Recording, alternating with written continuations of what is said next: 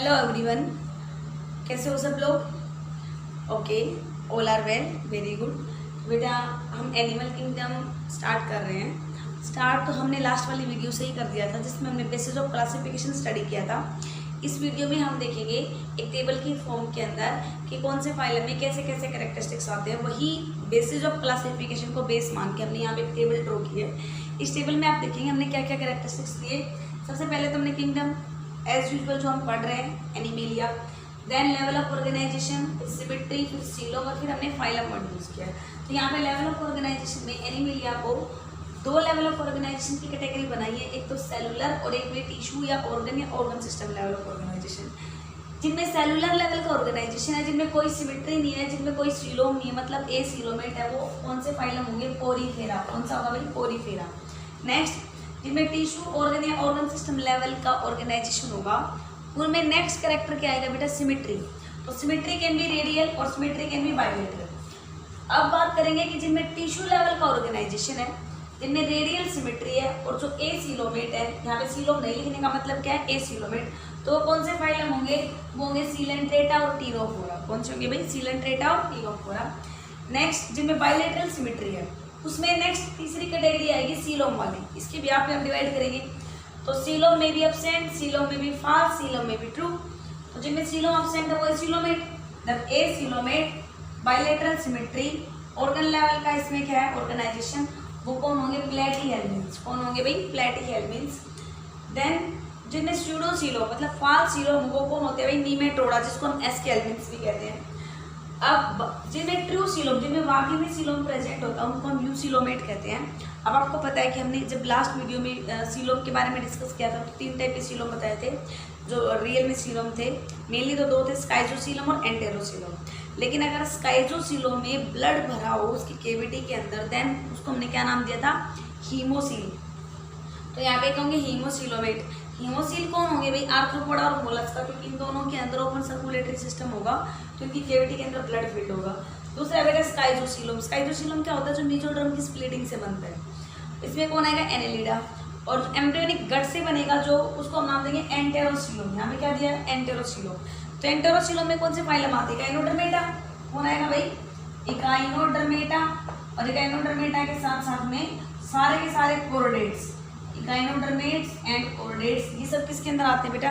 ये सब आते हैं एंटेरोसीलोम। इनके अंदर ट्रू सीलोम प्रेजेंट होता है, वो एंटेरोसीलोम होगा। ये तो बेटा हमने जो आप एनसीईआरटी में गिवन है टेबल, उस टेबल के बारे में बात की है। अब एक बार हम इसको और थोड़ा सा ब्रॉड लेवल के ऊपर क्लासीफाई करके बताती हूँ कि किस किस तरीके से हमने क्लासीफाई किया है। तो किंगडम एनिमेलिया जो थे भाई, किंगडम एनिमेलिया जो थे, उनको the basis of the presence और absence of the notochord, notochord के बिहाफ पे, अगर उनमें नोटोकोड प्रेजेंट है या नोटोकोड एब्सेंट है, उस बिहाफ पे उनको 2 कैटेगरी में डिवाइड किया गया है। एक आएंगे नॉन कोर डेटा और दूसरे आते हैं core data. Non core data और core data. Non core dates में क्या होता है? नोटोकोड, यहाँ पे भाई नोटोकोड एब्सेंट होगी, और इन कोर डेट्स में नोटोकोड क्या रहती है बेटा? प्रेजेंट रहती है। ठीक है। अब नॉन कोऑर्डिनेट्स को हम इनवर्टिब्रेट्स भी कहते हैं। इनको हम क्या नाम देते हैं? इनवर्टिब्रेट्स आते हैं इनके अंदर। और इनवर्टिब्रेट्स में 9 फाइलम आते हैं। कितने फाइलम आएंगे? 9 फाइलम। कहाँ से स्टार्ट करते हैं? 9 फाइलम, जिनमें से सबसे पहला फाइलम होगा पोरीफेरा, दूसरा होगा सीलेंट्रेटा, तीसरा होगा टीरोफोरा।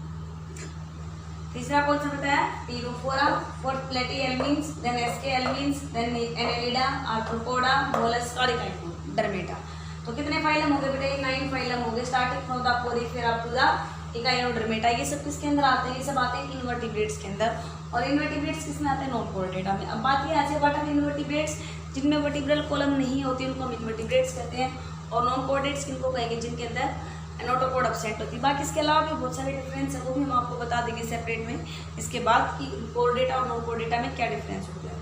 अब हम बात करते हैं कि जो कोर डेटा ग्रुप है, जिनमें नोटोकोड प्रेजेंट होता है, उनको 2 कैटेगरी में डिवाइड किया गया है। कौन कौन से? एक तो आते हैं बेटा प्रोटोकोर्डेट। कौन आएंगे? प्रोटोकोर्डेट। प्रोटोकोर्डेट्स को हम क्या नाम देते हैं? लोअर कोर्डेट्स नाम देते हैं। और दूसरे आते हैं वर्टिब्रेट्स। क्या आते हैं भाई? वर्टिब्रेट्स। वर्टिब्रेट्स को क्रेनिएटा भी कहते हैं, क्रेनिएटा। ठीक है। अब प्रोटोकोर्डेट्स में कौन कौन से फाइलम आते हैं? सब फाइलम इनमें एक आता है हेमिकोर्डेटा। देखो पहले एंशिएंट व्यूज के अकॉर्डिंग हेमिकोर्डेटा को प्रोटोकोर्डेटा में माना गया था, लेकिन आजकल हेमिकोर्डेटा को एक सेपरेट फाइलम का नाम दे दिया गया है। क्या नाम दे दिया गया है? एक सेपरेट फाइलम का नाम दे दिया गया है हेमिकोर्डेटा को, जिसमें आधे कोर्डेटा लाइक कैरेक्टरिस्टिक्स और आधे नॉन कोर्डेट लाइक कैरेक्टरिस्टिक्स होते हैं। तो प्रोटोकोर्डेट में फिर कौन बच गए? हेमिकोर्डेट निकालने के बाद प्रोटोकोर्डेट में बच गए दो। कौन कौन से बच गए भाई? यूरोकोर्डेटा। कौन कौन से? यूरोकोर्डेटा एंड दूसरे हो गए सिफेलोकोर्डेटा। यूरोकोर्डेटा एंड सिफेलोकोर्डेटा। अब यहाँ पे ध्यान से सुन लेंगे एक बात, यूरोकोर्डेटा का दूसरा नाम होता है ट्यूनिकेटा। क्या नाम होता है? ट्यूनिकेटा। अब यहाँ पे मेन चीज क्या होती है? यूरोकोर्डेट्स के अंदर जो नोटोकोड है वो प्रेजेंट तो होगी, लेकिन सिर्फ लार्वा स्टेज के अंदर होगी और लार्वा की भी टेल के अंदर। तो यहाँ पे जो नोटोकोड है वो नोटोकोड किसमें प्रेजेंट होती है भाई? Present only in larval tail. लेकिन अगर सिफेलोकोर्डेट की अगर हम बात करें तो वहाँ पे नोटोकोड लार्वा से लेके अडल्ट तक प्रेजेंट रहती है।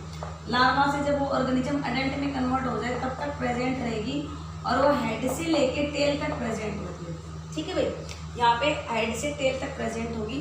इनके कॉमन एग्जांपल अगर हम देखें तो देखा जो हेमिकोर्डेट है, हेमिकोर्डेटा के अंदर एक एग्जांपल आता है बेलेनोग्लोसस। कौन आता है? बेलेनोग्लोसस। अब इनके लिए आपको मैं सेपरेट वीडियो बनाऊंगी एक एक के ऊपर, हेमिकोर्डेट, यूरोकोर्डेट, सिफेलोकोर्डेट। तो कैरेक्टरिस्टिक्स आपको अच्छे से वहाँ समझ में आ जाएंगे। यहाँ पे आप जस्ट एग्जांपल सुन लें। यूरोकोर्डेट में एग्जांपल आते हैं बेटा हार्डमानिया, और जो सिफेलोकोर्डेट है इसमें एग्जांपल आता है ब्रेंकियोस्टोमा। कौन सा एग्जांपल आएगा? ब्रेंकियोस्टोमा। ब्रेंकियोस्टोमा को हम एम्फियोक्सस भी कहते हैं। ब्रेंकियोस्टोमा इज ऑल्सो कॉल्ड एम्फियोक्सस, या फिर इसको हम लेंसिलेट भी कहेंगे। ब्रेंकियोस्टोमा, एम्फियोक्सस या लेंसिलेट किसमें आएंगे? सिफेलोकोर्डेट्स में। ठीक है स्टूडेंट्स, तो अब हम नेक्स्ट जो कैटेगरी रहेगी डिवीजन करने के लिए फाइलम कौन सा है? वर्टिब्रेटा। तो वर्टिब्रेटा के बारे में एक बार हम सेपरेटली देखते हैं, क्योंकि यहाँ पे भी स्पेस है, मैं इसको रब कर रही हूँ, आपको समझ में आ गया होगा। प्रोटोकोर्डेट्स में यूरोसिफेलो एंड हेमिकोर्डेट्स बताए। अब इनके बारे में मैं आपको अलग से डिटेल में स्टडी करने के लिए अलग वीडियो में हम स्टडी करेंगे। यहाँ पे जस्ट हम क्लासिफिकेशन टेबल की बात कर रहे हैं। तो बेटा जो वर्टिब्रेट्स है, इस वर्टिब्रेट्स के अंदर हम देखते हैं कौन कौन से ग्रुप में डिवाइड किया गया है। तो वर्टिब्रेट्स को किस में डिवाइड किया गया बेटा? देखो पहली बात तो ये आती है कि इसको वर्टिब्रेट क्यों कहा गया? वर्टिब्रेट्स को वर्टिब्रेट इसलिए कहा गया because of the presence of the vertebral column. क्या होता है वर्टिब्रल कॉलम के अंदर? कि जब नोटोकोड प्रेजेंट होगी उनमें एम्ब्रियोनिक स्टेज में, लेकिन बाद में अडल्ट होने के बाद उसमें नोटोकोड रिप्लेस कर दी जाती है वर्टिब्रल कॉलम से, and because of this reason they are called vertebrate. इनको क्रेनिएटा भी कहते हैं। क्रेनिएटा क्यों कहते हैं? Because of the presence of cranium. ये वाला जो रीजन होता है स्कल का, ये वाला रीजन जिसके अंदर ब्रेन प्रेजेंट होगा, इसको हम क्रेनियम कहते हैं। ठीक है, इनकी वजह से हम इसे कहते हैं। इसको बेटा दो सुपर क्लासेस में डिवाइड किया गया, दो सेक्शन में डिवाइड किया गया। एक आते हैं एग्नेथा, जिनको हम जोलेस वर्टिब्रेट कहते हैं, और एक आते हैं गिनेथोस्टोमा। कौन से आएंगे? गिनेथोस्टोमा। इनमें क्या आती है? जॉज्ड वर्टिब्रेट होते हैं, जिनमें जॉज प्रेजेंट होती है। और एग्नेथा कौन से आते हैं? जोलेस वर्टिब्रेट होते हैं, जिनमें जॉज एब्सेंट होती हैं, वो आते हैं एग्नेथा के अंदर। एग्नेथा में मेनली दो क्लास आती है, ओस्ट्रेकोडर्मी एंड साइक्लोस्टोमेटा। कौन कौन सी दो क्लासेज आती हैं? इसमें जो क्लास अगर हम बात करें तो एक आएगी ओस्ट्रेकोडर्मी, और आपको पता हो कि ओस्ट्रेकोडर्मी अभी तक के सारे वर्टिब्रेट एक्सटिंक्ट हो चुके हैं। इसमें सारे एक्सटिंक्ट वर्टिब्रेट की कैटेगरी को रखा गया है किसके अंदर? ओस्ट्रेकोडर्मी के अंदर। ओस्ट्रेकोडर्मी में कुछ भी नहीं बचा हुआ। दूसरे आते बेटा साइक्लोस्टोमेटा। साइक्लोस्टोमेटा, साइक्लोस्टोमेटा के नाम से क्लियर है। साइक्लोवर्ड किसके लिए आता है? सर्कुलर माउथ के लिए। तो इसके अंदर कैसा प्रेजेंट होता है? सर्कुलर माउथ की फिशेज होती हैं साइक्लोस्टोमेटा के अंदर। इसका कॉमन एग्जाम्पल अगर मैं आपको बताऊं तो कौन कौन होंगे? पेट्रोमाइजोन, जिसको हम लैम्प्रे भी कहते हैं, लैम्प्रे। और दूसरा एग्जाम्पल आता है हैगफिश, जिसको मैगजीन कहा जाता है। हैगफिश या फिर मैगजीन, ये किसके अंदर आते हैं? ये साइक्लोस्टोमेटा के अंदर। ठीक है बेटा, अब दूसरे रह गए हमारे गिनेथोस्टोमा, जोज्ड वर्टिब्रेट। जोज्ड वर्टिब्रेट को कैसे कैटेगराइज किया गया, कैसे इसको डिवाइड किया गया? जोज्ड वर्टिब्रेट को दो सुपर क्लासेस में डिवाइड किया गया। गिनेथोस्टोमा के अंदर दो सुपर क्लासेस होती हैं, जिनमें से एक को आती है पाइसिस।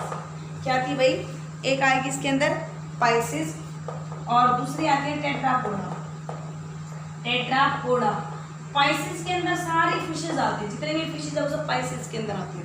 अब फिशेज की तीन जो मेन क्लास है, प्लेकोडर्मी, कॉन्ट्रिक्थिक्स एंड ऑस्ट्रिक्थिक्स। प्लेकोडर्मी सारी एक्सटिंक्ट फिशेज है। Placodermi are the only jaws vertebrate that get extinct, जो क्या हो चुकी है, एक्सटिंक्ट हो चुकी है। कोई अगर मैं आपको एग्जांपल बताऊं प्लेकोडर्मी के अंदर, तो क्लेमेटिस। क्लेमेटिस इसका एक एग्जांपल है जो एक्सटिंक्ट जोज वर्टिब्रेट के अंदर आती है। दूसरी अगर फिशेज की हम बात करें पाइसेस के अंदर, मैं ये रब कर देती हूँ यहाँ वाला, ठीक है। पाइसेस के अंदर हम यहाँ पे सुपर क्लास कौन सी डिस्कस करने जा रहे हैं, हम पाइसेस डिस्कस कर रहे हैं। मैं यहाँ पे सेपरेटली लिखती हूँ। पाइसेस की मैंने 3 क्लास बताई, प्लेकोडर्मी जो एक्सटिंक्ट हो चुकी है। अगर दूसरी की हम बात करते हैं तो वो कौन आते हैं, कॉन्ड्रिक्थिक्स, और थर्ड वन इज ऑस्ट्रिक्थिक्स। ऑस्ट्रिक्थिक्स, ठीक है बेटा। अब देखो कॉन्ड्रिक्थिक्स कौन सी फिशेज होती हैं, दे आर कार्टिलेजिनस फिशेज। ये होती है बेटा कार्टिलेजिनस फिश, क्योंकि इनका एंडोस्केलेटन कार्टिलेज का बना होता है। और इनको हम नाम देते हैं बोनी फिशेज, क्योंकि इनका एंडोस्केलेटन किसका बना होता है, बोन्स का बना होता है। बाकी इनमें बहुत सारे डिफरेंस है, वो भी हम अलग अलग सेपरेट क्लास के बारे में जब डिस्कस करेंगे डिटेल में, तब मैं आपको बताऊंगी इनका क्या क्या मतलब होता है। दूसरा बेटा कौन रहेगा, यहाँ पे टेट्रापोडा रहेगा। टेट्रापोडा एक सुपर क्लास थी। देखो टेट्रापोडा किसकी क्लास थी, हमने इससे पहले क्या पढ़ा था, टेट्रापोडा कौन किसकी सुपर क्लास थी, गैनेथोस्टोमा की, जिसमें पाइसेस और टेट्रापोडा बताए गए हैं। तो यहाँ पे एक तो पाइसेस क्लास थी और इसी लेवल पे गैनेथोस्टोमा की, और दूसरी है बेटा टेट्रापोडा। टेट्रापोडा वर्ड से क्या मतलब है, मतलब 4 हाथ पैर होना, जिनके 4 हैंड लिम्ब और फायर लिम्स होने। टेट्रापोडा के अंदर फर्दर कितनी क्लासेज आती हैं, 4 क्लासेज आती हैं। तो सबसे पहली जो क्लास आएगी इसके अंदर होगी एम्फीबिया। क्या ये भी एम्फीबिया, एम्फीबिया के अंदर सारे फ्रॉग्स आते हैं। दूसरी जो क्लास होगी दैट इज कॉल्ड रेप्टिलिया। कौन सी आएगी बेटा, रेप्टिलिया। रेप्टिलिया के अंदर सारे स्नेक्स, लिजार्ड्स, टर्टल, ये रेप्टिलिया में आते हैं। थर्ड क्लास है एव्स। एव्स के अंदर सारे के सारे बर्ड्स आते हैं। And fourth one is Mammalia. Mammalia के अंदर सारे मैमल्स प्रेजेंट आते होते हैं। तो ये 4 की 4 क्लास किसके अंदर रखी गई है, they are included in the Tetrapoda. अब ये आपको एक जनरल मैंने क्लासिफिकेशन का कंप्लीट अच्छे वे से क्या बता दिया गया है, पूरा का पूरा क्लासिफिकेशन करवा दिया एनिमल किंगडम का, कि हमें किस किस के बारे में स्टडी करना है। जो भी मैंने यहाँ पे जिक्र किया starting from the Porifera up to the Mammalia, हम हर एक फाइलम के बारे में, हर एक क्लास के बारे में डिटेल में स्टडी करने जा रहे हैं, जो हम अपने नेक्स्ट वीडियो से स्टार्ट करेंगे। तब तक आप इस चैनल को सब्सक्राइब कर लें आगे फर्दर वीडियोस देखने के लिए, ताकि आपको टाइम पे वीडियो मिलती रहे और आप स्टडी करते रहे। Thank you students.